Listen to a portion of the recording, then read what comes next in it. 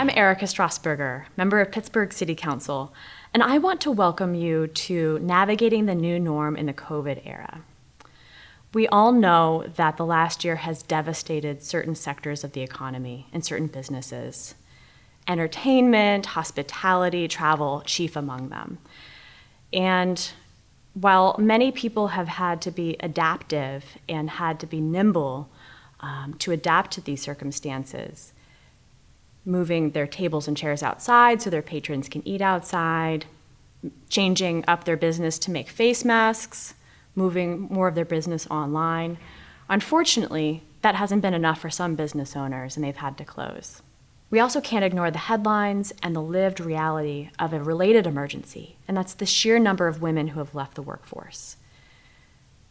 With schools closed, with daycare shuttered, with people feeling as if it was dangerous or risky to hire a babysitter in home care, many families and parents were faced with the reality of two jobs, the vocation that pays the bills and raising and teaching their children. And in some cases, people didn't have the luxury of working from home. In many cases, it was the women who shouldered the disproportionate burden of caring for children while working, or in many cases also leaving the workforce to care for their children. That was the case in higher numbers and disproportionately for Black and Latino women. We saw people making painful trade-offs of leaving their work so that they could stay home with their children and make sure that they were safe and healthy and learning. In December of 2020, the nation lost 140,000 jobs. Women accounted for all of those losses. We know that the path forward, not just for women, but for all of us, is to work together. That's why I am looking to states like Hawaii and countries like Canada who are prioritizing a comeback from COVID that prioritizes business owners of all sorts and prioritizes women in the workforce. Things like childcare support, paid sick leave, and support for flexible work schedules and flexibility in the workforce. That's really what's going to help us all get back to work and thrive. And we have to work together. It can't all be government making these changes either. And we know that you as business owners are a key part of that as well. We want to be able to help you get the opportunities that you need to thrive in this new economy. And it's not just about the opportunities or providing you with the information that you need or the skills. You have that already in large part, especially by attending these conferences and these summits. But it's also about providing you the real dollars, the real grants and the loans that you need. And we understand that and are making those available as they come to us from the state or the federal government. And it's also about innovation and finding ways, listening to you, finding ways to be flexible and nimble in response to what you need. But ultimately, we as the city want to give you the most number of resources, make the most number of connections with helpful resources, and be able to see you succeed and all of your staff succeed in the end. In order for all of us to move forward together and recover from these multiple pandemics, it's going to take us working together. It's going to take government offering business owners and entrepreneurs the resources and the opportunities, and that's what we're doing every day at the City of Pittsburgh. But it'd also take the City of Pittsburgh partnering with the county, with the URA, with the state government, and with the federal government to identify those dollars that we can provide to you in form of grant and loan programs. And it's going to take us listening to you. What are your needs? What are the resources and the opportunities that you're looking for? How do we get you to the point where you can be doing business more with the city and with the government? And in doing so, growing your own business and being able to hire more people to work for you, give them a recovery of their own. All of that is so important. And the last thing I'd like to say is that we're here to work with you. We're here for you. And it's going to take all of us working together to lift all these boats. Thank you. Thank you, Councilwoman Strasburger. Partnerships are the key in building business capacity and sustainability in our region. Workforce development and labor opportunities exist when businesses thrive in our neighborhoods. Hello, My name is Dr. Karen Hall, and I am an Equal Opportunity Review Commissioner for the City of Pittsburgh. I will be your program host of our annual Women Business Enterprise WBE event titled Navigating the Pandemic for Business Survival. This EORC outreach event was created because of a need to increase WBE participation on city contracts. In 2016, we had a focus group of 25 women business owners that unanimously wanted access and information on how to do business with our government entities and auxiliary organizations. With that said, I'd like to introduce our first subject matter experts, Josette Fitzgibbons and Pierce Robinson of the Urban Redevelopment Authority, who will discuss the URA's Grant and Business Loan Program, and Michelle Chen of Axiom Advancement Corporation to discuss their microloan and business development program available to women business owners. Good afternoon, everybody. Today, our session is going to be talking about doing business with the URA. And we're actually looking at it from two sides. One is how to work with us to grow your business. I'm Josette Fitzgibbons. I'm a business program officer with the URA, and I'm going to talk a little bit about how the URA can help you to grow your business through financing and through some of our programs. Talking about how do you work with us on projects? How do you contract with us? How do you submit bids or proposals to the URA? And Pierce Robinson is going to be talking about that. He's our manager of diversified business solutions. And then we'll also introduce you to one of our partners that we work with really closely at the URA. Axiom Advancement Corp is a small business lending agency. And Michelle Chen, who is the founder and the CEO, is going to be talking to you about Axiom. So a little bit about the URA vision and mission. We exist to support the City of Pittsburgh's economic development goals, and we want to create a city of inclusive opportunities for residents, stakeholders, and communities. Now, one of the ways that we do that is through our small business resources. And when we're developing our strategies to help entrepreneurs, particularly small and startup and disadvantaged entrepreneurs, we know that there are a couple of barriers that entrepreneurs face. The first is access to capital. How do you get the money to start your business? Often entrepreneurs are faced with credit issues. You know, something happened, life happened. You had a divorce or an illness or a student loan or something, and your credit might not be what it should be. The other is the age of your business. Maybe you just started 6 months ago or last month, and you're not, the banks aren't really talking to you right now. And the other is debt, either fear of debt. Some entrepreneurs have a fear of taking on any debt, or some of you may have too much right now. And so these are the things that we like to work with businesses on. And the second barrier is just knowledge, culture of entrepreneurship, not having anybody in your family or community that's owned a small business and you don't know what to do. How do I do that business stuff? How do I start my business? And so these are basically the two basic ideas that we work with when we're working with small businesses. So the resources that we have at the URA, we provide both financial and technical resources to small businesses within the city of Pittsburgh. We are limited to businesses within the city. A key point that we offer is technical assistance.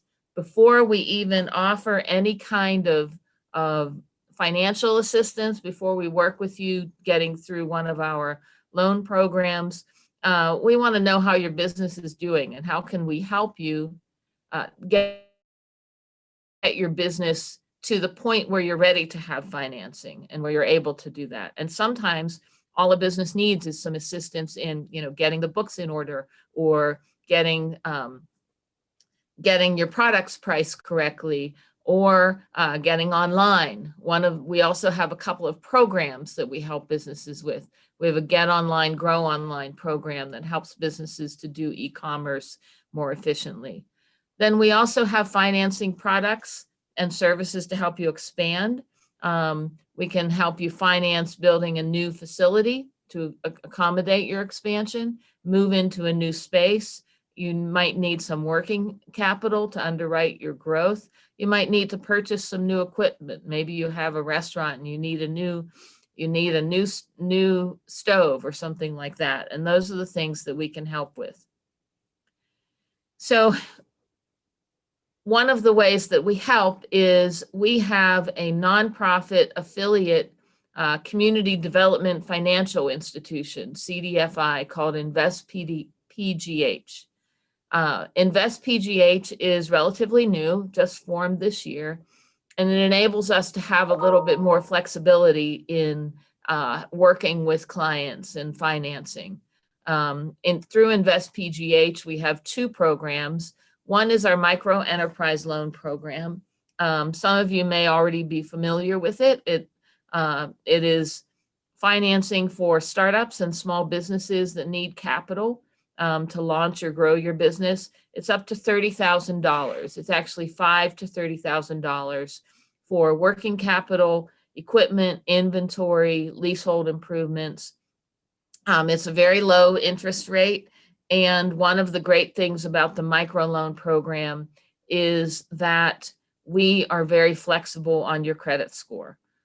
If you have a credit score that is, 590, and you can tell us it's because, I had an illness last year and my bills got out of control and I'm doing A, B, and C to work on it. As long as you have a strong business plan and you're working on that credit, and we can help you do that through our technical assistance. We also have a slightly larger program called ABLE. We like to use a lot of acronyms in our work. Accelerating Business Expansion Loan Program, the ABLE program. And these are for small to medium-sized businesses. The loans are $30,000 to $150,000 to purchase real estate, do pre-development or development costs, construction, furniture, equipment, and inventory. So we also have another program that we just introduced a little less than a year ago for minority businesses that are recovering and growing out of the COVID crisis. This loan was made possible with funds from the PNC Foundation and from the city of Pittsburgh. And it provides access to capital for existing minority-owned businesses who are all inside the city of Pittsburgh that are recovering from COVID-19 or in a growth period. The loans are up to $100,000. This loan is 0% interest for the first year and 2% for the balance of the loan term. This loan offers a 1-year deferral, which is great, so that you don't have to make payments for 1 year. And it's a 7-year loan, and there are no fees associated with this. So at this point, I'm going to turn the program over to my colleague, Pierce Robinson, to talk a little bit about working with the URA in terms of bids and proposals and contracts. Pierce? Thank you, Josette. That was a great presentation. Again, my name is Pierce Robinson. I'm the manager of Diversified Business Solutions at the URA. And like Josette had mentioned, I'll talk about our MWE program. And if you look at our MWE program, you can look at it in a binary sort of sense.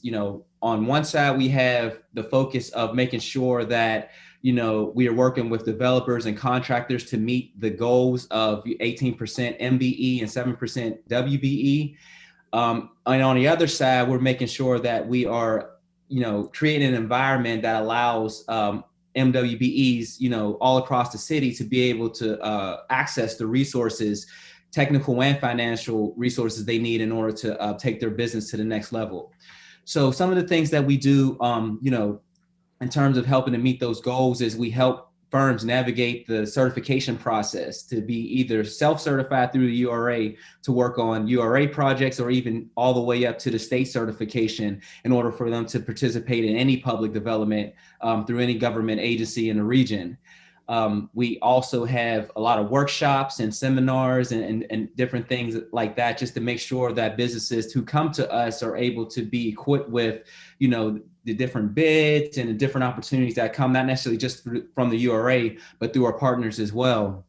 And that would be, that's a really good transition to start talking about our actual procurement portal, which is called IWT. And we encourage all MWBEs and actually all businesses just in general who are interested in working with the URA to come and register for IWT, but more importantly, the MWBEs, because that's where a lot of the opportunities and, that aren't necessarily just with the URA, but just from our partners just in general are going to be housed. So you'll be able to take a look at those opportunities.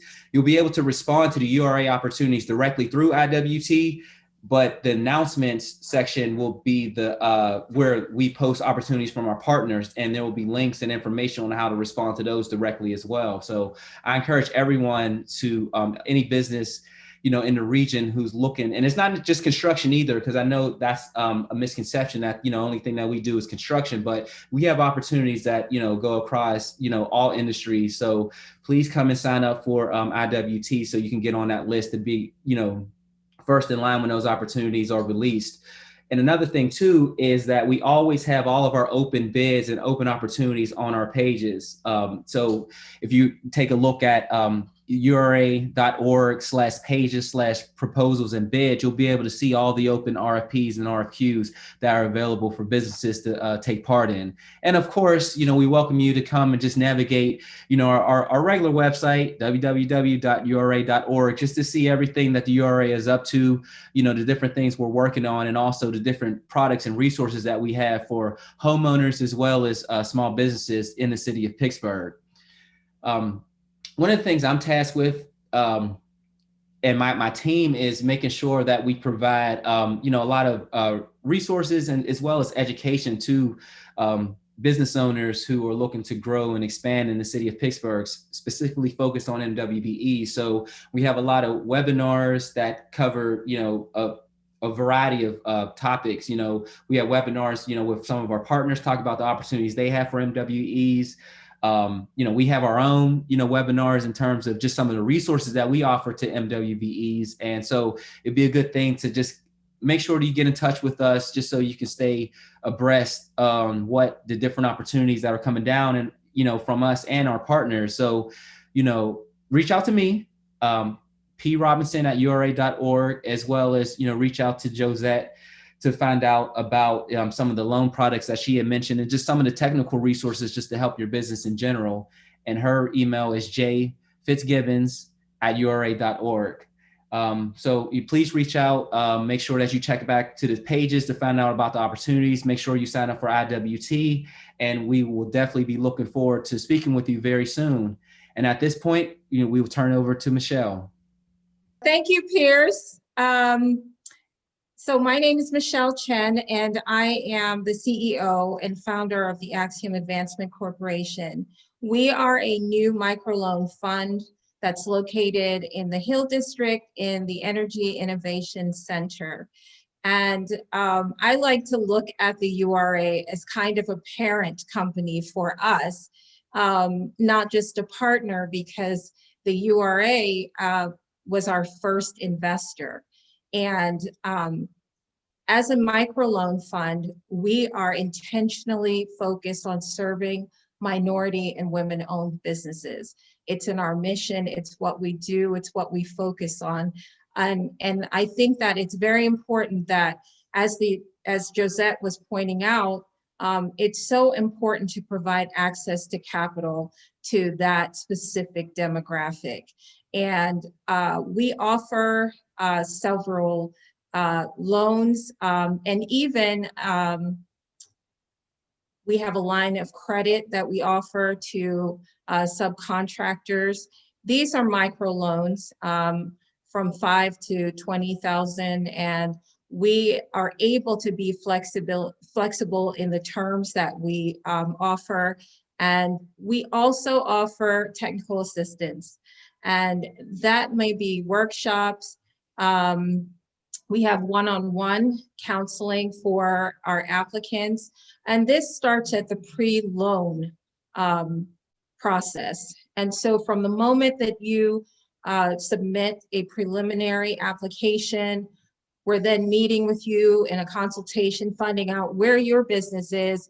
And most importantly, we're focused on building your credit. So the number one program that the URA invested in was that we created the city's first credit builder loan program. It is a companion loan program that we established it through a partnership with Riverside Center for Innovation as well as Kiva Pittsburgh.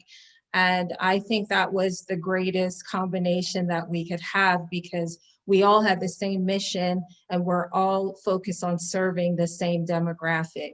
With this credit builder loan program, we're able to do an in-depth analysis of your credit and then to provide you with a roadmap to repairing and building not just your business credit profile, but also your personal credit profile, because we do know this, especially during the pandemic, the credit issues are probably the number one disqualifier for a lot of minority loan applicants. And so we'd like to attack that and to prepare loan customers to start with Axiom. We would be the first step in helping you to be bankable in the future. And so I don't think we would have been able to do what we've done in the past year, which includes writing loans to minority and women-owned businesses, as well as launching a grant program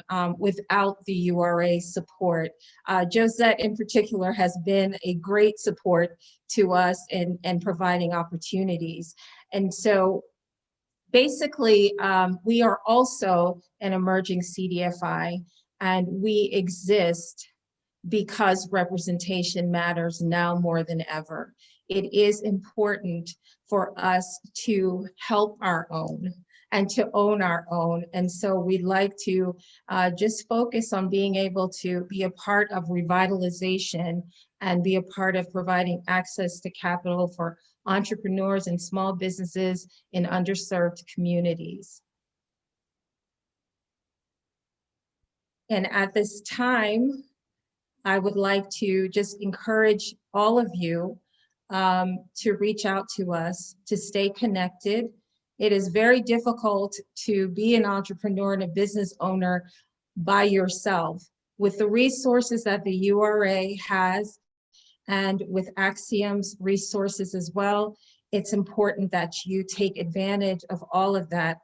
Please keep in touch with us, visit our websites. Our contact information is here for Mr. Pierce Robinson, Josette Fitzgibbons, and also myself.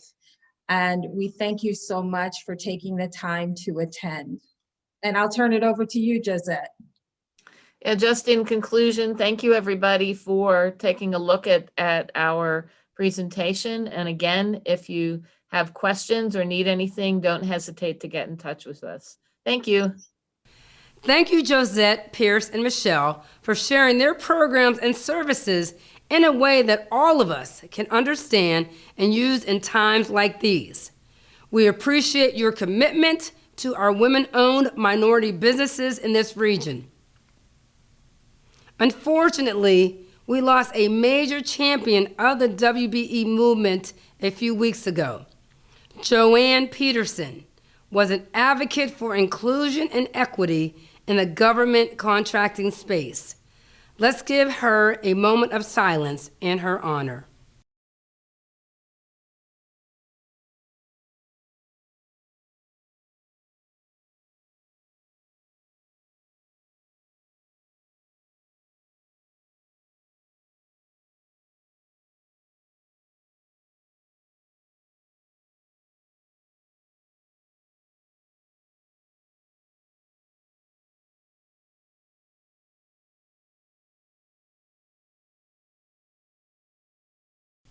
Thank you.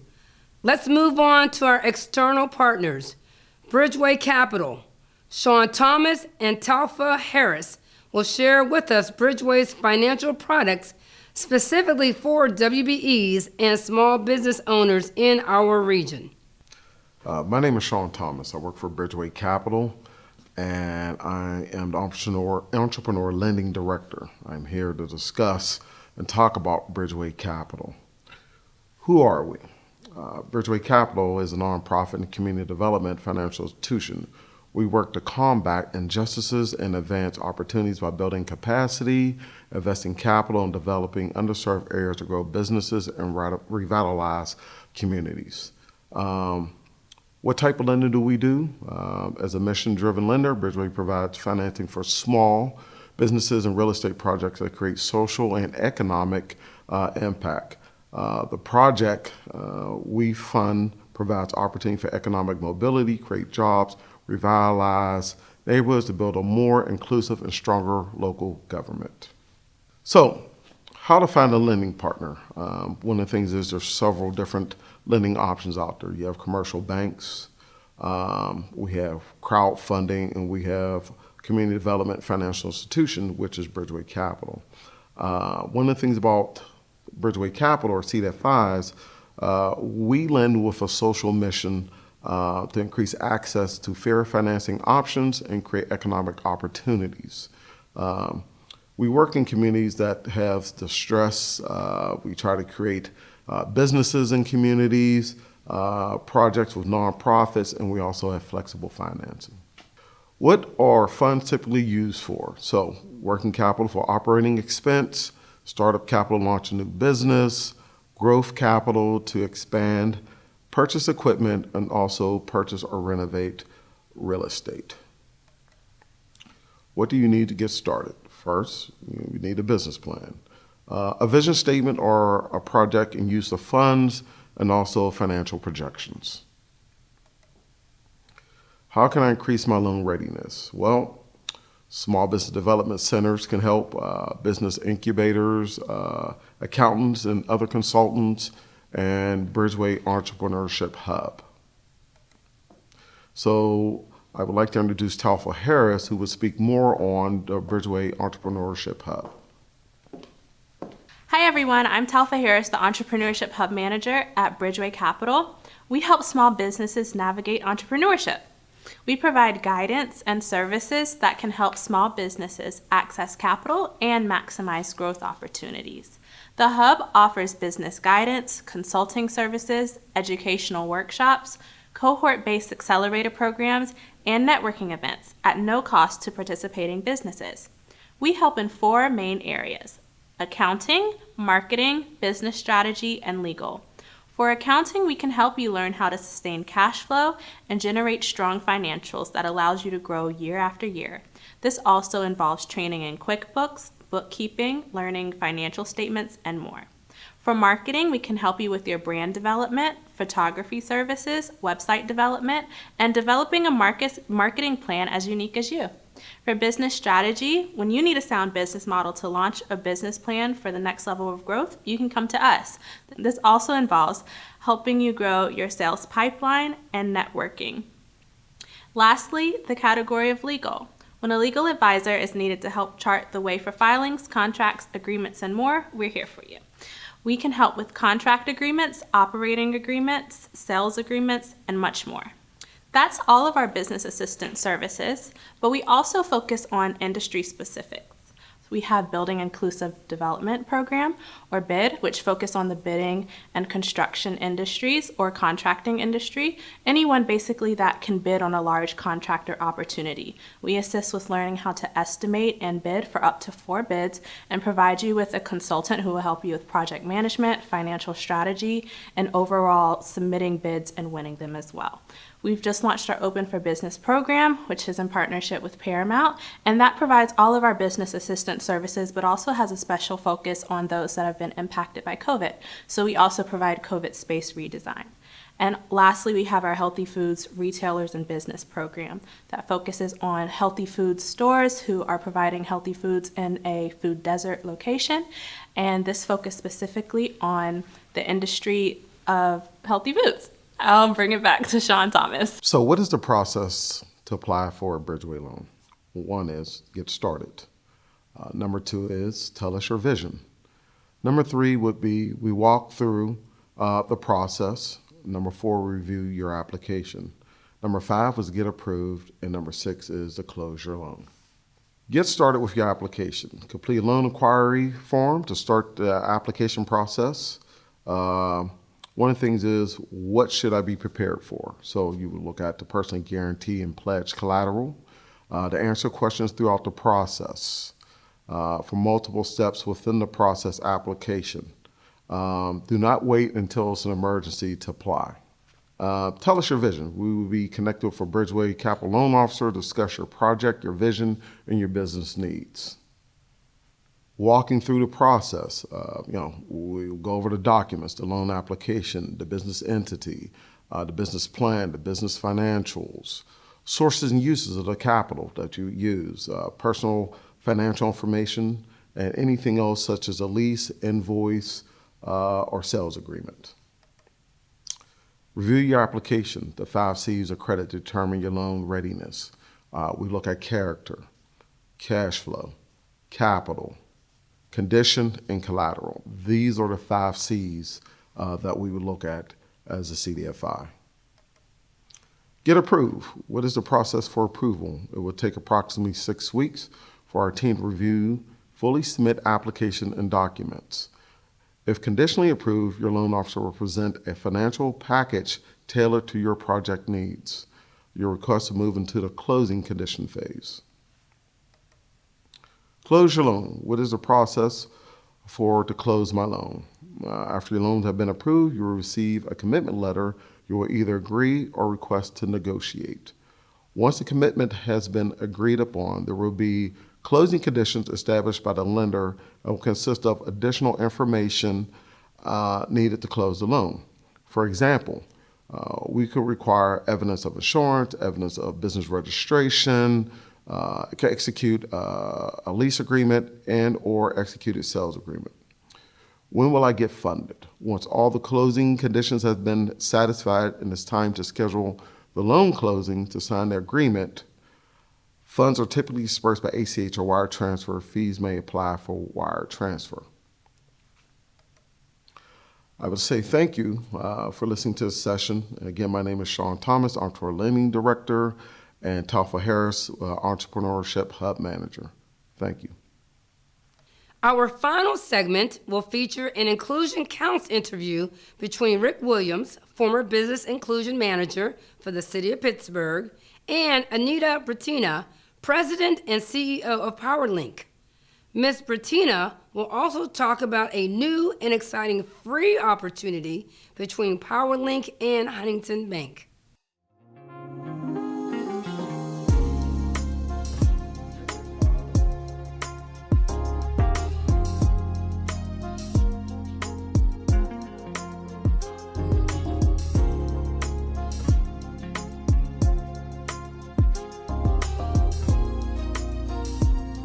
Welcome back to Inclusion Counts. Our second guest is Anita Brattina, President and CEO of PowerLink. Ms. Brattina is the shareholder and founder of All Facilities, Inc. All Facilities, Inc. is a research and database management company specializing in helping companies reduce operating and maintenance costs of their buildings. Her company holds one of the largest facility global management databases of real estate in this country. And I also mentioned PowerLink. She has a dual role here. PowerLink, founded in 1991. Its mission as a 501c3 public charity is to serve small and emerging companies to grow using an innovative, low-cost, and time-tested advisory board model. Stanford University endorsed this learning model as one of the fastest ways for different students to learn in a group setting with highly targeted guest advisors. PowerLink has helped more than 1,000 companies grow in the last 30 years using this unique advisory board model. Welcome to the show, Anita. Thank you. It's a pleasure. Can you tell us a little bit about the PowerLink Advisory Board and how it operates. How are the participants advisors selected, and how often do they meet? So thank you for that question. Actually, to answer it, I'd like to tell a short story. So Price Waterhouse and a business owner, a woman business owner in Washington County, got their heads together and decided they wanted to form this PowerLink idea into giving advisory boards to small businesses. And so they developed the model and then they started recruiting. And they happened to call on me. And that was in 1991. And they said, you know, you already have built your company to about 200,000. You seem pretty successful. We think we can help you get to the next level. And so my answer was an immediate and resounding no. And the reason was they were going to bring 6 strangers into my office to help teach me how to do better in my business than I was doing.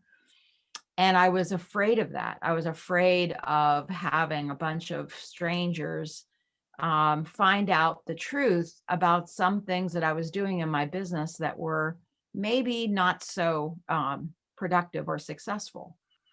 They asked me 3 more times. And finally, in 1992, almost a year later, I agreed to do it because they said, we need somebody who will do it. And they were having the same problem asking other business owners. Everybody said, I'm fine. I don't need your help. But really, we were afraid. So I finally did it. So I had my last year before PowerLink, I did $260,000 in gross annual revenue. I had 7 part-time employees, and they met with me for 18 months. And at the end of 18 months, I hit $1 million in gross annual revenue. And I went on to grow that company to $6 million in gross annual sales. And so what I said no to was getting advice. And what I ended up getting was a totally kind of an immersion in how to grow a business and how to be a CEO of a company. And that was invaluable and pivotal for me. And along with the other 1,000 companies that PowerLink has helped over the years. So it turns out I was the very first company to get a PowerLink advisory board. And so my experience was duplicated many, many times by other business owners in the Pittsburgh area. And I guess being the first participant of the program, you were able to kind of change it a little bit. So it won't be, I guess, as obtrusive, I guess, so to speak. Yeah, so I jumped back into PowerLink about 5 years ago and looked at how do we grow PowerLink? How do we make it more sustainable? And what I found was that it's very scary to have 7 strangers come into your company and tell you what to do. So we created a mini advisory board model. So it's basically 2 advisors, a facilitator, and about 10 businesses, similar to this, what Karen was talking about with her emerging leaders. We have about 12 people in our group. We meet monthly for 90 minutes. We meet over Zoom, and we have different kinds of businesses in each group. So we right now in Western Pennsylvania have 15 community advisory board meetings every month. And we are helping about 160 companies right now in this group. And let's unpack that a little bit. Is it industry focused? You know, if I'm go ahead, I'll just let you go ahead. Yeah, so actually we didn't start out that way. We just started out with, you know, here's a time of day, here's a location, Eaton Park, back room, you know, can you come? We always worked with partners. So the Chamber of Commerce, the SBDC, so we always had somebody referring people to the meetings. But after COVID, we started to do outreach differently. So we now have 4 different types of groups. We have retail and, like, I'll call it urban hub kinds of businesses in 3 groups. We have contractors only, so people in construction, design, facilities management that are and facility services that are in another group. We have we're just launching a new program through Huntington where we're going to be opening up groups specifically around government contracting. So I'll be very interested to talk to Karen about what they're doing, because we're building a model for our community advisory board for government contracting. And we are also doing one for diversity set aside of any kind. So, you know, UPMC, University of Pittsburgh, Highmark, they all have diversity and inclusion goals. And we feel that we can help our clients to learn how to get access to those contracts. I was going to ask that question. You kind of jumped the gun on a little bit, because I wanted to kind of set it up a little bit where we find out more about what the participant gets out of the advisory board participating, because it is a commitment, just like we heard with Karen. You know, it's a long stretch that people have to spend their time to do. And what's the takeaway? If I'm a PowerLink participant, you know, what type of things should I expect being in the program? So there's 4 things that our owners tell us they're getting out of the program. Number 1, we have a lot of owners who cannot figure out how to go from $50,000 a year to $250,000 a year. That's a really big jump for, I'd say, 90% of the small businesses out there. The average small business in America only does about $100,000 a year. So we have to help them learn how to get from 50 to 250. And that's by looking at their pricing, their value proposition. In other words, how are they different, better, smarter than the next guy doing the same thing, or gal? And the third thing is we're looking at their ability to do both sales and operations, because at that level, most owners are doing everything. So what we do is work with them to figure out, what are you good at? What should you be doing? And how do you start to let go of some of the things that you're not so good at, so that you can grow your business? And the last thing is we have a surprising number of owners who are doing their businesses as a side hustle. So they've got a full-time job and they're doing this at night. That was me. I started my business while I had a corporate job, and I did it on the side, and I did it for almost a year before I left that job to start my business. So we have a surprising number of companies that is exactly what they're doing. And what we're trying to help them figure out is, at what point can you quit? What do you have to do in that business on the side to reach a point where you can quit your job? And again, it involves those same basic things, but try doing that while you're also working full time. So we actually are starting a group just for that. People that have a business as a side business in addition to working full time, and we're hosting those meetings in the evenings so that they don't have to interfere with their workday to join the meetings.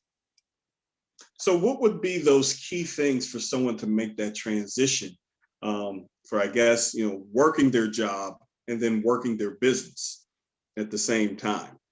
So what things would they have to look at to make a determination and saying, okay, I'm going to leave this corporate job? And if you have to use your experience as an example to share with our Inclusion Counts viewers, feel free to do that. Yeah. So it's a really common problem that starts with kind of some private consultation. So we actually sit with each of our owners for 2 or 3 hours before they join the group, the advisory board, because we really want to understand, do you know what it's going to take for you to get from 35,000 a year to 100,000 a year? What does that look like? And what we find oftentimes is it's kind of like, how do you cross the Grand Canyon? You know what the other side looks like, but exactly how do you cross the Grand Canyon? And that's what we spend a lot of time working on with our owners is what are 2 or 3 ways you could cross the Grand Canyon so you can quit your job? And that's actually mapping out plans. Another thing that we do is look at the size of the customers. So usually with a side hustle, your average sale is very small. No one's trying to get $100,000 contract when they're doing it on the side. So we actually sit with them and brainstorm on, if you got $100,000 contract, who would do it? How would you do that? I actually have a African-American woman who's got a great side hustle business. She's got a full-time job. And we decided that her best bet would be to try to go through the diversity procurement arm of either UPMC or Pitt, because what she does would be well received by both organizations, to try to get a larger contract where she could bring in some of her outside contractors, turn them into W-2 employees, and actually service the business while she was still working, because $100,000 wasn't enough for her to quit her job. So what we do is we actually take every single company and figure out, what is your plan? And then the meetings are to help execute the plan. So that's how we're helping companies, and very successfully, by the way. So I guess it's like a shared approach, and basically PowerLink is that team in helping you reach that goal. That's our goal, Rick. We feel that every business owner is unique. Their personality is unique. Their business experience is unique. Their goals for their company are unique. And it's impossible to really help all businesses with the same advice. It's just not possible. So we use our private meetings, similar to how we used to do the private meetings with advisory boards, where it was one company and then multiple advisors. But instead, we just use facilitators and our regional directors to map out with our owners let's look at plans you're comfortable with, and then we go recruit advisors to help them. So when we put somebody into one of our community advisory boards, they have already decided what they want to do, and they're using the advisory board setting to help them get there. Okay, so you do some type of assessment before they enter the PowerLink, I guess, family, so to speak, right? Yes, that's a great way to say it. You know, our focus is minority and women and veterans. So what the percentage of minority, women, and veterans are on, I guess, they're in your queue as far as clients, PowerLink clients receiving services? Great question. So we have about 160 companies that we're serving now. About 25% are minority owned.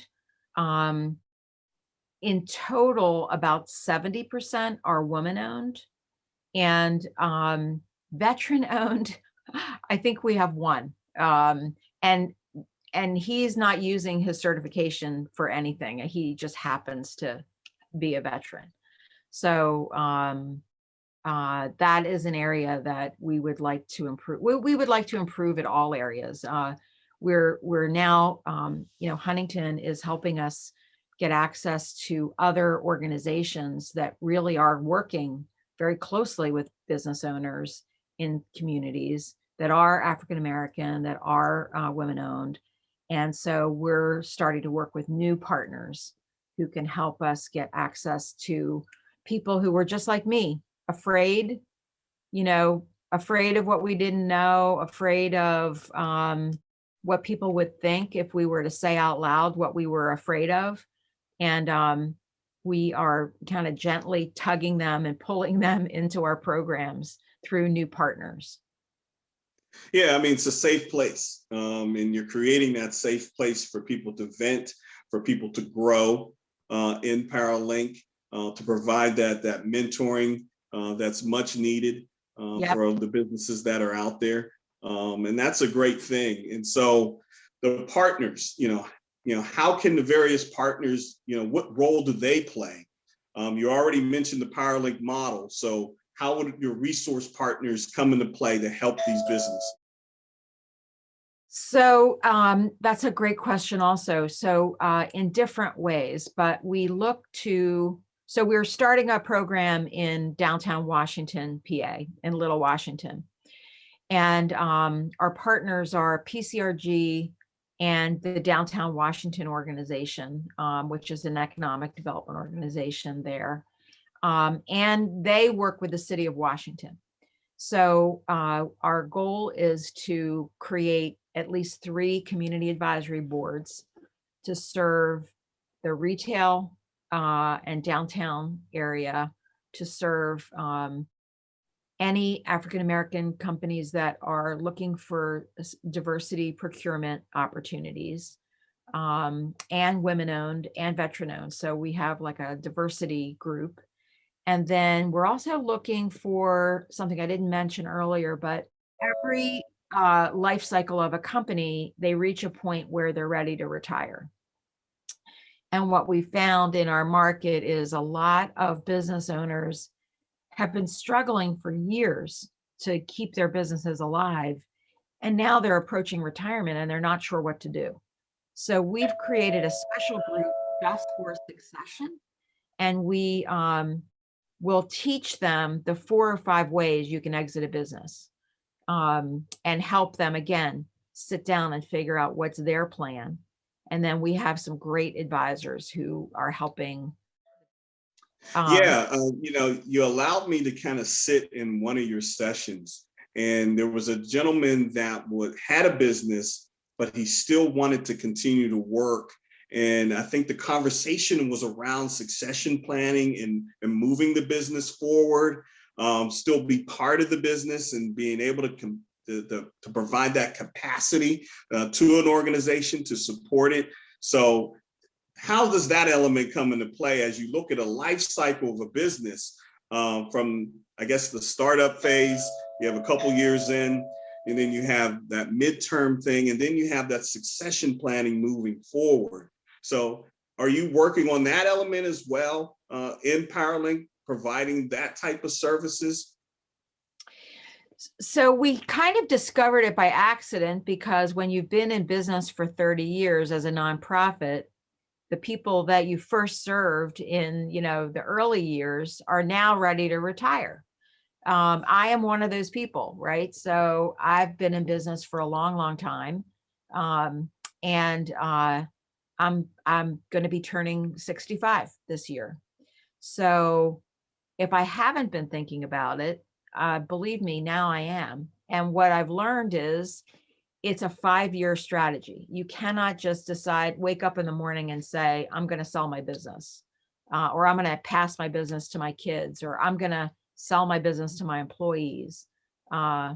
So we established a 5-year plan for a 5-year advisory board for anyone in succession.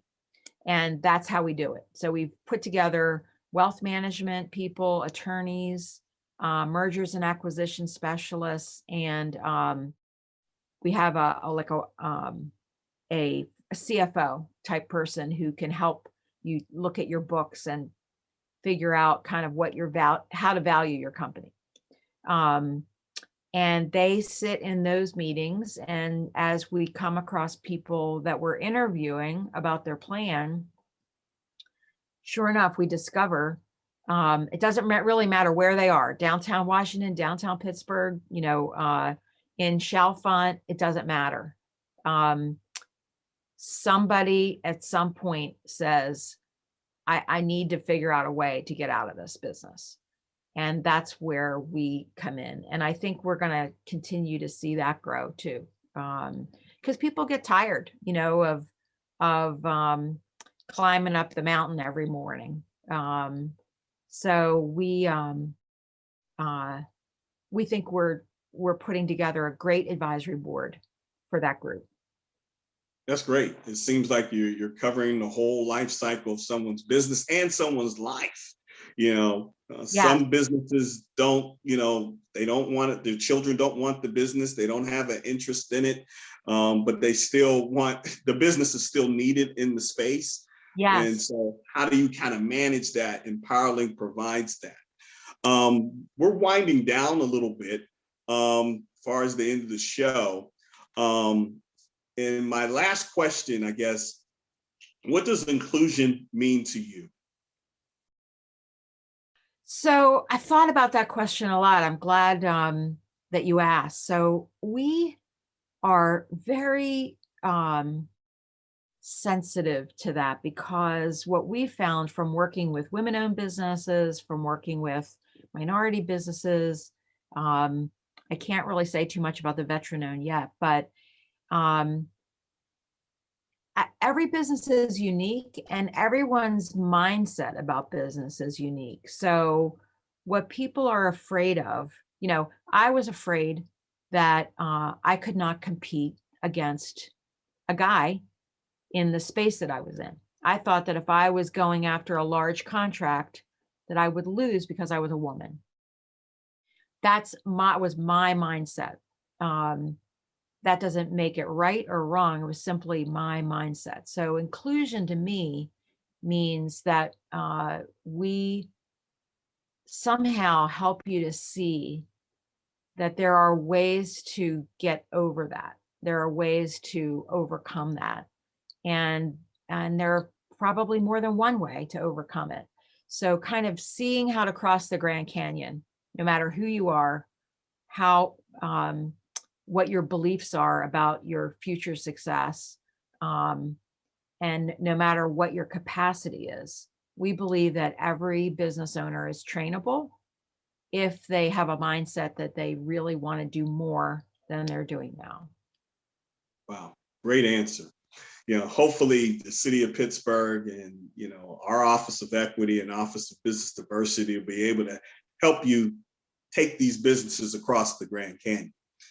We want them to win, because that helps our city become more inclusive. Absolutely. Anita, thank you for your time and in sharing your insights and your personal story with PowerLink and all facilities. And hopefully you won't be a stranger to our show. I think that. And Rick, I would love to bring back some of our owners, who really are the ones that should tell the story for us, because it wasn't just me that's been helped. There's so many companies that have been helped by PowerLink. And I feel grateful, actually, that I've gotten a chance to come back to PowerLink and help all over again. And it sounds like you'll have a legacy for another business owner to take on that responsibility moving forward when you decide to succeed on. And it sounds like you have your 5-year plan in place, right? There you go. But again, Anita, thank you. You're a wealth of information. You're a great collaborator. And please come back to the show sometime. And thank you for your time today on Inclusion Counts. Thank you so much, Rick. Appreciate it. Take care. Hi, I am happy to be part of this annual event sponsored by the City of Pittsburgh to help women and minority businesses to grow. We are PowerLink. My name's Anita Bertina, and PowerLink has been helping small businesses in Western Pennsylvania since 1992.